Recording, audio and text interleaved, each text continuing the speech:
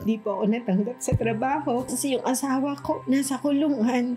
Mabubuo pa ba kami? Pero through 700 Club Asia, nung napapanood ko po yung mga testimony, nagkaroon po ako ng interest na tumawag sa prayer center. Nagkaroon po ako ng masasandalan for that moment po. Maraming salamat. Dahil sa inyong pagbibigay sa gawain ng The 700 Club Asia, the life of Jessamine and Rio changed from despair to hope. Mas naging malapit sa puso ko ang Panginoon.